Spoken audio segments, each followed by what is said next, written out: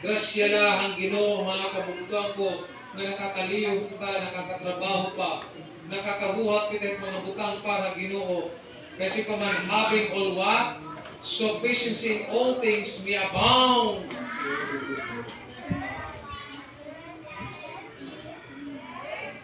Grasyang Ginoo, maging gamit niyo. Grasyang Ginoo, mga kabugtuan ko nga, isustain pa niya ang imo daily needs, your daily provision, even direct kami ng mga wants. Ito na ako nalang din sa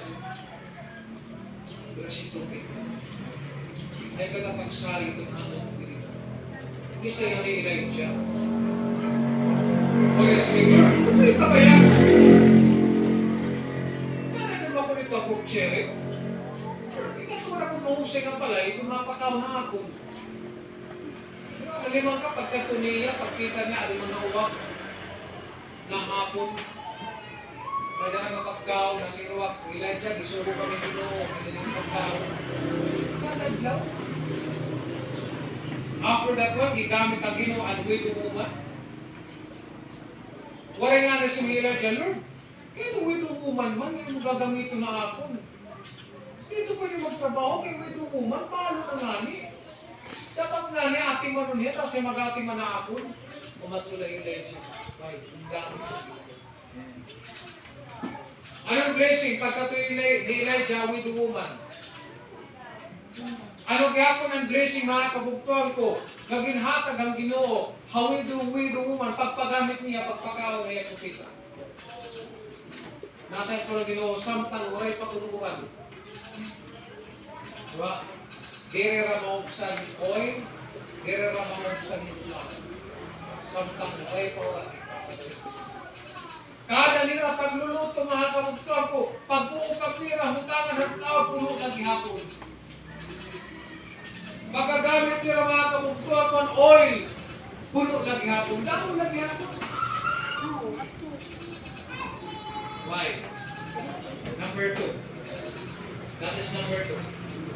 God, what will use something for His work? The amazing work of God, number 1, God is always what? Ahead of you before you obey. Number 2, God will use something for His work. And number 3, the last, God orchestrated His work for His glory. God orchestrated His work for His glory. What is the meaning of that, Pastor? It means to say, God already arranged everything. It means to say, mga kabugtuan ko, ginandam na tanan hang Ginoo para makita ang mga tao ang iyang gahom, ang iyang glory, hapinabuhi, kanya servant. God orchestrated His work for His glory. He arranged every plan. He arranged every details. He arranged the work to fulfill. Hinaagi ka propeta Elijah. Ang umita mga kabugta ko si kumumang kanina. Diri ni mo ma-iintindihan ni God ang Ginoo, diri ni mo na-experience. Ito gumento mo, di ka mag-experience ito. Di na ka baka si Lord, salamat na lang na ikaw itong akong Ginoo. Yan na, kaya-intindihan ko na. Di ba nakabantay kita, ano si Isaiah? Ano si Isaiah? Nagbuka pa Isaiah chapter 55. Isaiah 55 verse 8 and 9. Ano na? Isaiah chapter 55 verse 8 and 9. Ano na?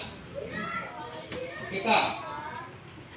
For my thoughts are not your thoughts, neither are your ways my ways, said the Lord. Ito susi mga kabugtang ko, ang ginpaplan ng Ginoo, ginunahon ng Ginoo, dili natin plan, dili natin ito ginunahon. Ang pamaagi ang Ginoo, dili gyapon natin pamaagi. Ang liyok ang Ginoo, in verse 9, For as the heavens are higher than the earth, so are my ways higher than your ways, and my thoughts than your thoughts. Kumantay kita? Saglit, ayaw na pag-question ng Ginoo. Ayaw na lang among pakianagin, Lord. Why? Why is it, Lord? Sinala, Lord, hanggang na ko sumunod. Imo maninit plano. Mukure ko sumumpa. Lord, dere ko ni pamaagi, imo ni pamaagi. Imilir ni panunahong nga ako. Ikaw, Lord, at maalam. Subli. For as the heavens are higher than the earth, so are my ways higher than your ways, and my thoughts than your what? Than your thoughts. Now, what is the event nga nakita mga Israelites? Hasulod han tulo ka tuig ng unong kabulan nga walay uman. Ano kira na diskubre kinabuhi? Ang kamo kung ano kira na diskubre? Kita na go. In 1 Kings chapter 18. Ano kira na diskubre? Hananabo na 3.5 years na walay uman. In the book of 1 Kings chapter 18.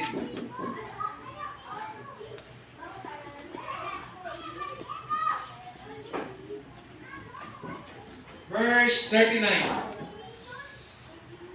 Ano na? 1 Kings chapter 18 verse 39. Ano na? Nasa dito. And when all the people what? So they fell on their faces and they said, nakita na nila, the Lord, He is the God, the Lord, He is God.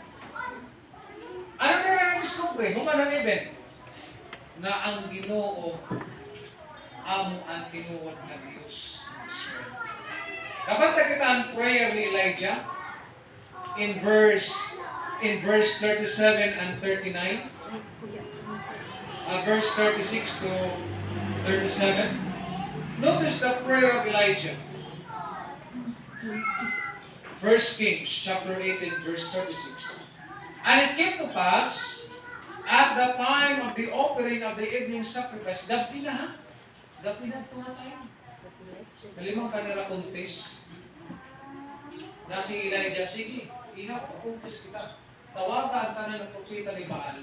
Pagkat ito ka Mount Carmel, ako lang bakit doon para dito.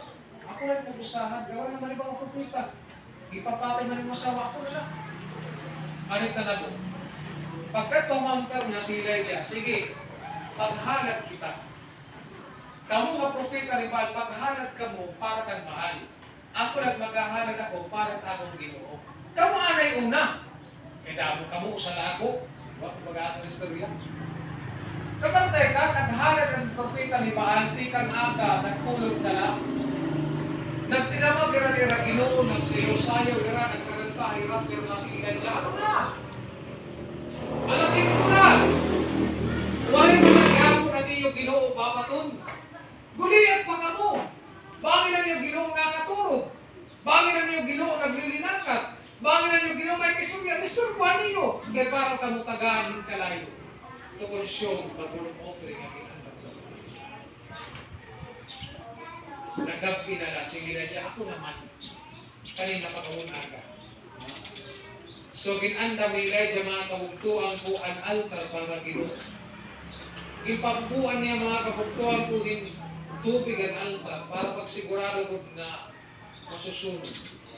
Now, ano niya prayer?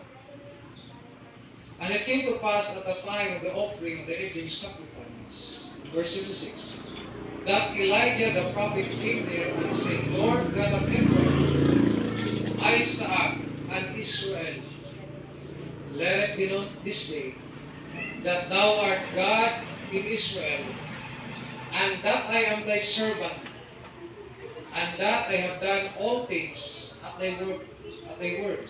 Now in verse 37, hear me, O Lord, hear me, that these people may know that thou art the Lord God, and that thou hast torn their heart back again. Now in verse 38, nasa nila, Then the fire of the Lord fell and consumed the burnt sacrifice, and the wood, and the stones, and the dust, and licked up the water that was in the trench.